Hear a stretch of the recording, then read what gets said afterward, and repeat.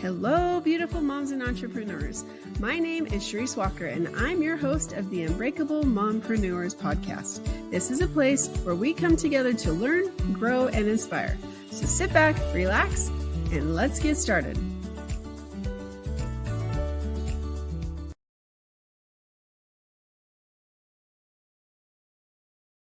Hello, Unbreakable Mompreneurs. So today we are going to talk about a lot of different things. We're going to talk about business. We're going to talk about motherhood. We're going to talk about life in general and being a mom. And so just if you're looking to listen and say, okay, you know what, I need to pick me up. Well, today is your day because Jessica Danel is in the house. And I love her title of her book. It is Bucket List from a Redneck Girl. So we're going to talk about that. So Jessica, without further ado, why don't you introduce yourself to us? Thank you for having me. I really appreciate you having me on today. Yes, I wrote a book called The Bucket List from a Redneck Girl because I'm from a small Northern California town. And I don't know if you know California, but California is a lot of farming. Like it's not just all surfboards and sand. So all the real people live inland. All the other people live on the outskirts. But so yeah, I lived in a Northern California little town. Everybody knew everybody. When I talk about where I'm from, I say Marysville, Yuba City. But in fact, I lived in Linda. And the reason why you say Marysville, Yuba City is because we were the redneck stepchild of the area where I lived. And so we were considered the low end of the area. So my high school was one of the first high school shootings in America. It was 1992. And it didn't get a lot of notoriety because the Rodney King verdict came out on the 29th, and then the riots, and then next day, riots, and then the next day, Monday, was the day of my school shooting. And Eric Houston, everybody knew him. We all knew him. He went to school with us. Came back to the school a few years after he was graduated. He didn't really graduate, and that was the whole reason why he came back, was because they failed him in his civics class. And he missed graduating with all of his friends. And so he thought that in the downturn in his life, he thought that it was all due to this one teacher. So he came back to the school, open fired in all the classrooms that he could find, killed three of my friends, and the teacher, Mr. Brenz, and shot 9 others, brutally shot them, and held 80 hostages. They did do a movie about this with Freddie Prinze Jr., Henry Winkler, and Ricky Schroeder from Silver Spoons. It's called Target of Rage. It also has another title called Siege at Johnson High. Even though my school's called Lyndhurst High School, it really rocked my community. My little sister was in the school. It happened a year after I graduated, so I was not in the school. But I knew everybody, you know what I mean? And then in my book, I talk about being raised as a 70s, 80s kid. I talk about little things in my book too. Like there's all these little Easter eggs that remind you of the time. I talk about my yellow Formica kitchen. My kitchen was all yellow, like everything. I mean, when we got the microwave, that was brown, but everything, you didn't get the microwave until late, like 80s. And the only thing we knew to cook was hot dogs. It's like, can we cook a hot dog? Stand back. You can't have the radiation, everybody, I was just going to tell you, the big beast with probably so much radiation coming out for real, because you heard about that, the radiation. Yeah, the radiation. Stand back, kids, stand back. I'm putting a hot dog in the microwave. The funny thing for me is like, because dishwashers, I mean, you had one, but it wasn't until we moved, because I grew up in Bakersfield, which is where you live now, that my parents, I said, well, aren't we going to fix the dishwasher so that someone else will buy it and they won't be upset? My parents like, what are you talking about? I'm like, well, it's broken. They're like, it's not. Like, we did the dishes for 7 years. My siblings and I, we have the best memories of that, but still, what a lie that we all believe. That is crazy. Yeah, your dishwasher, your garbage compactor. We all had one of those, garbage compactor, all yellow. The refrigerator yellow, the sink yellow, the counter Formica countertops yellow, and we had dark brown walnut cabinet. So it was like yellow and brown. It was just the whole thing. And then my mom decided to match our couch with with the countertops. So we had this yellow couch that had these ugly brown streaks in it. And then the spindles, we all had the spindles in the kitchen, the window between like separating, the little bars and everything. I put little things throughout the book that remind you of the time that we lived in. Like my mom's Avon brush, I would sing in front of the mirror, listening to Linda Ronstadt with an 8 track, So those are just things that, you'll find throughout the book that I laughed while writing it, while rereading it, while editing it. I laughed and I laughed at myself. I'm self-deprecating in most of it. I talk about like not being pretty. I was born with a lazy eye, so I talk about my surgeries and like I felt deformed, and kids would bully me, call me Popeye, and so I leaned into it. One of my chapters is called "The Popeye Girl." And so I'm kind of like an ugly duckling that grows up and starts to realize that she gets pretty over time. I mean, not that I'm a dish now, but when I was younger, I was like a hot little mama. Story develops from when I was younger all the way up. And I just didn't get along with my mom and dad very well. I was the middle child, even though there was four of us. I had an older sister, then older brother, and then there was me, and then my little sister. So my brother, who is a boy, he's a golden child. He can do no wrong. And then out of the three girls, I was in the center. So I had that middle child syndrome. And so, in fact, on the back of my book, if it says, Marsha, Marsha, Marsha, if you understand what that means, then you'll appreciate this book, because literally that was me in a nutshell. It's so funny because we have similarities. Like I come from three sisters and a brother as well, but the brother was the baby and then I was the baby daughter. So I wasn't the middle child, but I can totally understand my sister, how she feels as the middle child of the girls. So. And you got all the clothes hand me down like my brother, because he was the closest size to me. So I was wearing boy pants with the patches on the knees because my mom could resist a good knee patch. That was like the wrong color. So like I had these one pants that I thought were really girly and pretty and I loved them. They were red and they had these red satin tulips on the back. My mom put these blue patches on the knees because I skinned my knee. Of course I did, because I was a tomboy. And so I could just remember going roller skating with these pretty pants that my mom would make me have to wear, that had these big, ugly patches on the knees. Okay, so if you were to talk to my sister, you and she would have so much in common because she talks about she only had one pair of pants and it was a red pair of pants. And so I almost said red and then you said red. I'm like, I bet you they had the satin little tulips on the butt, on the back pocket. I bet you it was the same pair of pants. Now I gotta ask her. That's so funny. Like being in California, I mean, that was such a good time. And let's talk about motherhood for a second. Well, that came with showed up to me as a stepmom. When I first met him, I fell in love with him because he said, let's go out have breakfast with everybody. And he goes, no, I have to go pick up my daughter. And he said, and she's so much more important than all of you yahoos. And I just melted. I thought, I'm going to marry that man. And I literally said that to myself in my head. And he had a crush on me. I didn't know it. So we just kind of got together. Perfect. And I wasn't sure I wanted to carry the baggage of him with a daughter. And it wasn't the daughter. It was the girlfriend, the ex-girlfriend. Okay. So it was hard. And so, but I thought, okay, we can do this. And it actually grew us closer, going to court, going to court, going to court. I was in labor in court. And we asked her if we could please postpone. And she said no. She didn't believe I was in labor. And I literally was having active labor. And I had the baby like 4 hours later. It was nuts. And so that's kind of I have a story. I could tell you all kinds of stepmom stories. But then we ended up have our first child. And he was the cutest thing ever. He had some heart issue. Well, he had sleep apnea. He had to wear a heart monitor. And so he was in the NICU unit when we first was born. Then my next one, she was born. It was the worst delivery known to man. They bring me into the surgery room, and as they're giving me the epidural and everything, and I go, yeah, that stupid doctor, he just wouldn't take the baby out, and I've been trying for hours. I couldn't do it. And he goes, yeah, that was me. She came out, and she had problems. Her heart, she couldn't keep her oxygen. Her heart was too weak, and we didn't know that she needed open heart surgery.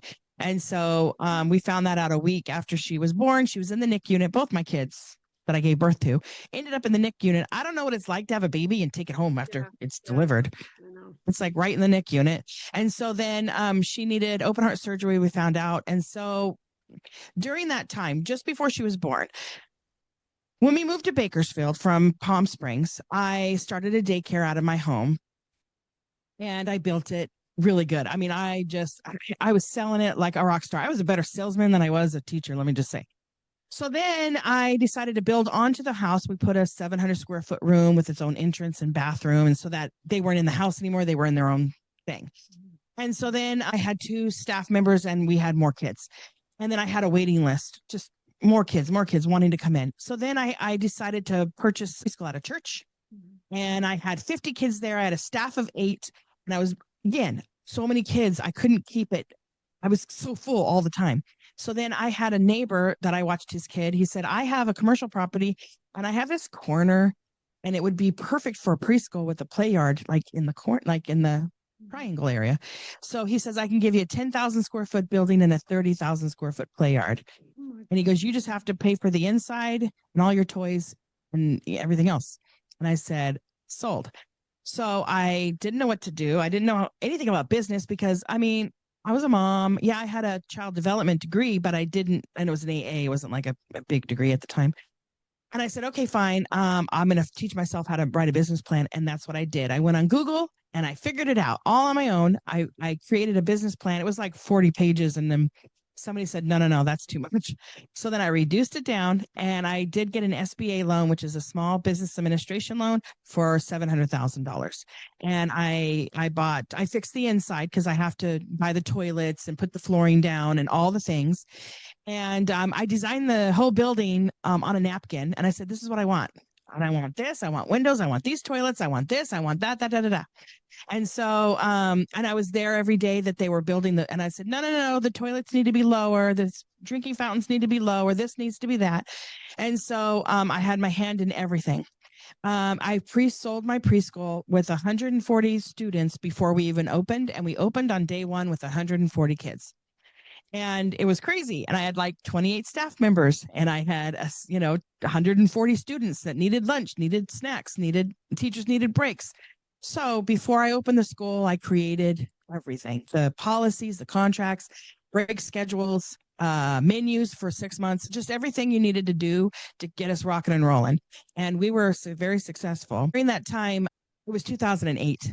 And I don't know if you know much about United States, but we were going through a downturn. And so we were good for the first year and a half, and then everybody was losing their jobs. So I went from, at the highest point, we had 188 students to 88 students. And teachers I was having to lay them off, and a lot was happening. And so I ended up, the guy who bought my business, or the guy who was my landlord, wanted to buy my business from the day one. And I was like, no. Finally, my daughter was born with, I knew she was going to need operation, and they said, don't leave her side because she needs to eat. And because these children that have this, they fall asleep when they eat. And so I had to be there for her every second. And I ended up selling the business to my landlord, but he didn't pay me everything. So I literally lost my business, basically. Had I known what I know now, I would have done whatever it took to keep it open. But I gave it away almost just so that I can stay with my kids. And thank goodness, because she had so many more problems. Found out she had cerebral palsy, and she actually has it's called 16P. It's a learning disability, and she's autistic. And it's weird because she doesn't wear it outwardly, but once you start talking to her, you kind of can tell. But like when you look at her, she just looks like a normal, teenage girl. But she needed me. Then I also decided to go back to school. I got a BA in business administration and marketing, and then went on to get, during COVID time, I was working for ABC. It was a local television station. And I ended up getting my master's degree during COVID, like when it was quiet and down. And then I got another job. And then during my lunchtime, I do this. Oh, so good. And then I'm writing a book series. So I'm writing a trio romance thriller, and I'm on book 3, but I haven't published them yet because I'm thinking I'm going to publish them all together in like a trio book. I'm considering myself a novelist once it's published. It's really spicy. In fact, when I'm writing it, I'm looking, I'm like, they're not watching me put this down on paper. I have a feeling people read it, they're going to go, man, where's my kids? Okay, keep reading. I think it'll be a good escape. And I think it'll be fun. It's a book about hot firefighter and an ER nurse. Nice. So are you doing self-publishing, or what are you doing to get it out? Think this time around, okay, so my first book, Bucket List from a Redneck Girl, was published by Christian Faith Publishing. And I love the experience of learning all of that, but now I want to learn, because like I taught myself how to write. If I can open $1 million business, I can do this. So I'm going to teach myself how to do it all. And I'm going to self-publish, but I'm going to format myself. everything. The only thing I'm not going to do is the cover. I think I might go through like Fiverr for that, or a company that can get me some real pictures of us, some hot dudes, you know. Because I actually did the same thing. I did Pages Publishing as my publishing. I opened it myself. I self-published, and it's. I mean, you could do Fiverr with the KDP formatting as well. Just be careful. Oh, yeah, and I don't want a drawn picture. I want like a photograph type. I want mine to be a little bit different, or I want it to look real. I don't want it to look like a cartoon cover. So you have, as all entrepreneurs do, your hands are in multiple pots. So what drives you, and how do you not get burned out? Well, I feel like I'm failing at everything, so I'm not great at everything. So I kind of feel like I'm keep trying on like I feel like I fail as a mom sometimes, I fail as a wife, I fail at my work. But I find it hard sometimes because like even at my jobs, it's like I'm covering for somebody else who's sick that day. So I have to do my job, their job, my other job. Yeah, there's a lot. And the dogs take a lot. I have 3 dogs and they are really trying. And I also do a podcast. So juggling is really, really difficult, but sometimes you just have to give yourself, okay, I'm going to work until this time and I'm putting everything away and I'm turning it off.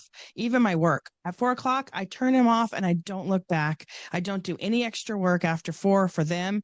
I might work on my book. I might do other things. And then my husband, who gets home at 7, I will stop everything I'm doing so that at 6 o'clock I start dinner so that it's ready for when he gets home. And so I have to pace myself and time myself and do everything. But things are falling to the wayside and I acknowledge that. I need to do the laundry. I need to vacuum and dust. There's so much things I need to do. And I just say, I'm going to do them on the weekend. And everybody knows that mom's working hard. And if you want to help, then you can pitch in. Like, you know what I'm saying? But nobody in my family wants to help. My son also has he's still here. He's 25. Failure to launch is a truly thing that happens. My son also has autism. I've had all 3 kids have had something. My stepdaughter has ADHD and depression. My son has Asperger's and depression. And my daughter, who has anxiety through the roof, is like one of her major problems. She doesn't eat solid food. She's still in pull-ups. She's 16. She needs braces. She has a tumor on her back. She has a heart problem where she has open heart surgeries like every 10 years. And she has autism and she has a learning disability. So trying to go to every single one of them have a doctor. For my daughter, every single thing has a doctor that comes attached to it. So I'm constantly having to leave. Like I have to do a lot of things via Zoom if I can so that I'm not leaving for work. Yeah. And that's a lot. Now, that alone is a lot. So, I mean, Yeah. what do you do for yourself to not just go into a fetal position in the corner and start shaking? And also, I have gotten fat since I've been working since COVID. I gained a lot of weight and I can't seem to get it off. So I'm trying the GLP-1 thing. I just started it. I'm going to see if that works. So far, it's not done correct for me. But I have a gym in the garage. I just need to do the work. But I'm finding that like, what do I do for myself? I watch TV numbingly and I lay in a lazy boy and I just kind of relax. Mm-hmm. And that's the thing that I do, which I shouldn't. I used to be a runner. I ran cross country and track and ran in college. I should get out on the treadmill in my garage and watch TV if I wanted to, but I'm not. I don't know why. I'm failing at my weight loss.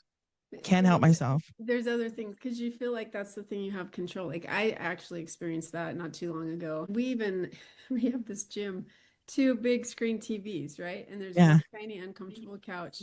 You have an elliptical, you have a health rider. I know it's old school, but it works. And then there's a bike and then a pad so I could do all the. I got weird. The same. Okay. I have an elliptical. I have a treadmill. I have a rowing machine. I have a recumbent bike. Yeah. I have a Smith's machine. I've got all the weights that I need. And my whole side of my garage is all mirrors. And I have a huge TV. And I've got all the posters. Like I even have Farrah Fawcett. I've got Rocky. I've got Lou Ferrigno, all the posters to try to get us all like motivated. And and I even bought a medicine ball. I've got the ropes. I've got kinds of stuff in my gym. And I don't go out there. Well, for me, I had to set a goal. So mine at the time was I'm going to run a marathon, but before I turned 50, because that's on my bucket list. I know that's on my bucket list. So I did it. I didn't Oh, train very well. You'll have to hear the story about later, but I did it and then I haven't exercised since. So this week I actually got on. I'm like, okay, I'm waking up. I'm gonna get on it and I'm gonna start again 20 minutes. And 20 minutes went into 30 minutes. And I felt so good that entire day. And so I think for people when you're in that feeling, like, and I should write a book about this, it's just 15 seconds, right? Or 15 minutes. Like, I'm going to do anything for 15 minutes. So if that means I'm going to go sit on the bike, because let's be honest, it's the easiest. I just sit there and I can be on my phone. But hey, I did it. And then I wasn't able to walk the next day because of my hip. So, but I did it. I hate my recumbent bike. You know, I hate it. My butt's too big. I'm like, I can't. It's falling off the bike. And my butt's too big for this bike. I'm like, can I just put a pillow down and then maybe I'll ride it? I don't know. The pillow might work. I don't know. like you gotta sit. There's gotta be something. So I'm actually signing up for the same one I did 2 years ago from all of the races. I'm doing the 5K. I'm gonna do the 10K, and don't tell my husband this. Hi, husband, but he's not here. I'm considering doing another marathon just because I've got to have something to push me. Yelling. Hey. So we're gonna like. I need to do that. I need to do that. I need to, and I need to be, I need to hold myself accountable. I need to run in a marathon. I used to run 10 miles a day. I used to run a lot. We need to meet. Like, we're gonna we'll do a 10K. We'll meet somewhere like in Vegas and we'll meet halfway. I have a timeshare in Vegas, so of course Vegas is fine. I'm only 4 hours away. That Vegas is like a in between. It is. Well, you're much closer. It's like 7 for me, but that's okay. Oh my gosh. So there is this marathon there that I heard is brutal, but you can take as long as you need to. They don't cut you off. I almost did that one before I went. Is it hot? I mean, is it like what time of year? I have to look and see. I think it's in September because I was trying to decide between the one It's hot. literally you Like start hot. and it's a mile down, and that's the one I did because I needed help getting my momentum. Yeah, downhill's always better. Yeah, it is. Yeah.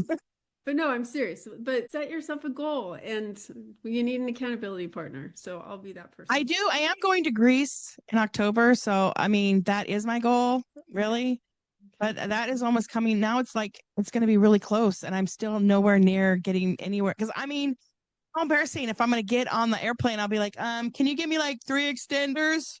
Because I need like 3. No, I probably won't need that many, but still. So. The one time I didn't say anything, we went on an airplane trip, and I didn't say anything. I thought I'll just sit here and nobody. Because I couldn't buckle, and I thought I just won't say anything. And we started like going forward, and it was like I was like, I'm gonna die because I'm not strapped in. Oh no. I thought I was gonna die. I thought, what did I do? I should have totally got an extender for that. But anyways, yeah, wear a seatbelt when you're on the plane, just in case. Just saying. I went to Greece. We'll talk offline about the do's and don'ts. So yeah, we're taking a cruise. We're gonna go Venice, and then we're gonna stay a few days there first, and then we're gonna take off and we're gonna hit Santorini, Mykonos, Olympia, whatever. I think we're gonna go into Croatia. I can't remember the name of it. It starts with a D. And then we're gonna end up in we're going to Santorini, and then we're gonna end up in Athens, and we're gonna stay a couple days there, and then fly home from Athens. The listeners, if you go to Santorini and you go on the little cruise where they take you to the volcano and you can like swim in the volcano, do not sip the water. My husband got so incredibly sick. Like, he didn't even get to go see the Parthenon because he could not leave the hotel room because he was so sick. So yeah, it's orange water. And so just, it's pretty. Yeah, don't even drink the water. Yeah, he didn't even drink my water here. I drink bottled water. Just saying. By the way, Just Saying is the name of my podcast. It's Just Saying with Jessica Danel. We talk about like parent things. I try to get people that are writing books and dads that are writing books about being a dad. We talk about a lot of stuff. The high school shootings in there. Funny thing is I wrote the book because I have all these things that have happened to me, which we haven't even scratched the surface on half of the things that are in the book. But I wanted to do things that were relating to the book on my podcast. So my parents put me in a drug rehab because they thought I was on drugs. Never have I ever done drugs ever in my life. Like in high school, I was the cross country track and basketball. I was the school photographer. I was on the yearbook. I did the yearbook pictures, and I was on the yearbook, and we wrote for the newspaper. And I was a very popular person. And my parents said, "Yep, that's a drug user," and put me in a drug rehab. And it took 4 days for them to come back. And the reason why they put me in a drug rehab is that my dad had a pamphlet, and in there says, "Is your teen irritable? is she irresponsible and doesn't join the family, then she's on drugs. And come to find out, I was anemic, so I needed iron. Okay, I just needed iron, and the test results came back said I'm not on drugs, of course, because I didn't do drugs. I didn't even drink. I had a strained relationship with my parents. They tried really hard, but they failed in a lot of ways. But at the end of my book, I looked at this way. This whole book was helped me like understand a lot about my parents, a lot about myself, and I was able to look back on like, well, like crap. Would I have done that if my daughter was acting that? I don't know, maybe, but my mom and dad didn't have an internet. They didn't have like social groups to talk to and or a doctor that was up with what's going on. I was a teenager, and I didn't act like their other kids. I was different because I was hyper and I'm crazy. And because I was withdrawn is because I didn't want to cook for the family. I didn't want to clean and cook for everybody. And I was like the one person that could cook. And so I cooked for everybody. And I thought if I stayed in my room, then I wouldn't have to come out and do the dishes. No, they made me do the dishes. So I think that because with my book, it took me 2 years to write, and I did so much research for that book, and it healed me. Like I didn't realize how broken I was until I started writing the book, because I'm like, I'm going to help everybody else, and it actually healed me. And so I'm Right. just happy a person now. I'm comfortable with myself. Like it's just amazing. Didn't you find that I with think you? I think it fixed a lot of things that I thought were broken, but really weren't. Yeah. I realized and my mom and I are great friends. Like we call each other sometimes a day, almost sometimes. Wow. I send her money every month. I mean, I must love her. Um, but I'm just saying that like I learned a lot. Like I didn't realize that when my parents plucked me out of public school, put me in private school because I ran away from home and I said I really want to go to private school. Anyway, so they plucked us out of public school and put us in private, and they took all of my siblings out, and they left all of their friends and for me to go to private school. And I never realized until at the end of my book, I'm like, that probably messed them up because they left all their childhood friends to go to private school. And then again, my mom, I got in trouble at school because I didn't do my homework, and my mom and the teacher got in a fight. And my mom says, "Okay, I'm pulling them out." So then they pulled out my sister, my younger sister, and me. And so then they plucked her out away from her friends again for me. And it didn't really hit me until I wrote the book that even happened. And I just learned. I told some things in the book that I never told anybody before, and those came out, and it felt good to let it go and say the things that I never told anybody, and I said them in the book, and it was a scary thing. And I'm like, Mom, do you still love me? Mhm. There's some things in there that are deeply personal that I put in there that I don't share with a lot of people, and but I put it out there because I wanted to be vulnerable and have courage. But my husband told me, he's like, you could have gone a lot further, Jessica, because my siblings are not the greatest towards me, but I was being gracious in the way because they're still living but they haven't read my book. I'm sure they haven't, because if they did, they'd probably call me. So Like my siblings, we don't talk. there's a story that I had in my book, and I don't know if my parents have read my book or not, but I said something, and my mom, she's like, Sharice, that didn't happen. And so I got paranoid, but like, did I remember something wrong? Like, Because this is like yes. a clear memory. So I actually called my sister and I'm like, okay, tell me your version of the story. And she told me, and it was a little different, but like it was the same idea. I'm like, okay, I'm not like it was correct. Because I was ready, like, I got to do second edition and correct this. Now, granted, it's a story you'd never know because I didn't say it was me. I didn't say it was something the people that were involved. Um, but I had a friend. No, I'm kidding. My mom told me that didn't happen like that. I go, yes, it did because of this. And I did this because of that. And I know for a fact that, she's older. So I know for a fact she's wrong because I remember it my whole entire life this certain way. And she goes, oh, I'm sure you remember things your way, and it's okay. That's your story through your lens. And I'm like, you're wrong, but whatever. Yeah. And Well, so, yeah, I, but there's more to the story that I just didn't tell. And because some of it's not my story to tell. And so, when you have people in your family that are living, it's like you only tell so much, mhm. you know. And I come from a small town. And if anybody reads my book, they're like, I never knew that about the Andrew family, you know? Well, and that's why I talk about flipping the iceberg because, you always think of the Andrew family, right? They were this perfect family that everybody, nothing could have happened. But as soon as you Right. go behind that door, it is a whole different world. And that's why I think that we as women, sometimes we tend to compare ourselves, our relationship or our children, and say, oh, my child didn't do this. I wish he would have. Or I wish I had that relationship like they have. I Right. promise you that once they shut that door, it is a whole different relationship. Like people, and I talk about this in my book, that it was the perfect family. Like she's beautiful and he is successful. And Right. next thing you know, like I'm seeing them. Luckily, it was at a movie theater during COVID, so we had like masks on because I was getting ready to walk up to this guy and say, "Hey, how's it going? Where's so and so?" And right before I did that, he's putting his arm around some other woman. So now I'm thinking, oh, okay, we're having an affair, not knowing that they had just gotten divorced and that like Uh-huh. I would never have known that there was any issues because it was the cutest couple with the cutest kids and just watching them Right. and even years later watching the dynamics of how he's turned out versus how she's turned out, I would have thought it was his fault, you know. Right. Right. Right. And Yeah, a so lot of times we try to blame the man, but a lot of times the girls are a little crazy. yeah, Like my husband's ex-girlfriend, they never were married, but she's cuckoo in the head yeah, and he knew it and he says, "I don't want anything to do with you." And she's like, "I'm pregnant." yeah, And so then he was like, "Okay, let's try." And then so for a while during the pregnancy, just right after pregnancy, he's like, "I really don't want anything to do with you because you were really not all there." And so they split and then I met him right after that. And so we've been together for 28 years yeah. and Jordan's just turned 32.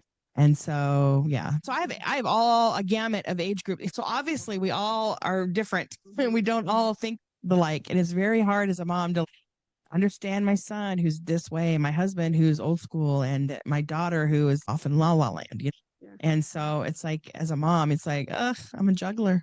yeah. There's a lot to do. Not Mhm. only work and trying to pursue being a novelist. It's not about that. It's like I really did it so that my kids would have a piece of me when I'm gone. My podcast, they can come back and listen to mom's Yeah, advice and mom's words when I'm not around anymore. And I will be around forever. yeah. So, It's true. It's very, very true. yep. Well, how do people get a hold of the book and or you if they wanted to? Okay, so my book is available just about anywhere there's books sold, like, well, really Amazon, Apple Books, Google Books. But if you want to know a little bit about me, you can go to my website. It's justsaying.net. That's JESSSAYING.net. And you can also go to on my website, you go to podcast, and then you can see a list of all my guests that are either have been on or will be on. And then if you click on their name, it'll take you to their website so you can learn a little bit about the guests that are on my show. And I'm on everything. I'm on LinkedIn. I'm on TikTok. I'm on Instagram, Facebook, X. My Instagram and my X are not the greatest accounts, but like I don't have a lot of people on them. But I'm working on it. But I have like over 10,000 on my TikTok, and so that's growing. I started in July, and Wow. it's growing. Yeah. And yeah, so I'm trying to grow a community of parents and mompreneurs like everybody out there and podcasters and novelists and book writers and authors and everybody. And I'm loving podcasting because I get to meet so many unique people. Like you and I are like we'd be besties, I like legit. know. I If I know. lived I'm where like, we'd have a lot in common. We would run together and I would be there every day. I would never be late. I'm a Virgo, so never would I be late. so I might be taking a trip with my daughter in April. Now you're giving me a little more incentive. I might have to meet you. So, Yes. Would be fun. I totally love meeting people and I love podcasting for that reason. And also because I'm a mom, I don't have a lot of friends because I all I do is work like a and lot. you're a mom. Like, And I'm it's, a mom. My yeah, kids are my friends. Well, actually, my husband is my best friend. yeah. That's the whole key to our relationship of 28 years is we are best friends. He's 6'6", so he's a tall dude, but he used to have a lot of hair, a lot of long hair, and now he's got long hair, and there's not a lot there. And now me, I used to be as really a size 3 and skinny and not so. I'm like 5 times bigger than that, but it's okay. We love each other for who we are, and that's Mhm. most important. And our kids are great, and they're all different and unique, and we love them. I have special kids. I can say that for sure. They're all pretty special. They're sweet, and they have a heart of gold. So I'm a lucky woman. Well, Jessica, you have been so fun. I really do feel like you're my lost sister. So thank you so much for being on. See, you would be the middle if I was there because Yep. actually we'd be twinsies because we're almost the same age. Yeah. Yep. That's true. You're still older by a little. It's very true. All right. Well, thank you so much for being on. I appreciate it. Thank you so much. And moms and entrepreneurs, I hope that you just enjoyed the conversation. It's okay to go and do what you want. And if you don't make money at it, but you're enjoying it, that's a start. And then go out and find your peace, your passion, and purpose, and make it a great day. Beautiful moms, remember, you are unbreakable. Keep illuminating the world with your strength, pursuing your dreams, and reveling in the splendor of motherhood. This is Sharice Walker, bidding you farewell for now. Stay tuned for more empowering conversations on the next episode of the Unbreakable Mompreneurs podcast. Until then, keep shining bright. Signing off with love, Sharice Walker.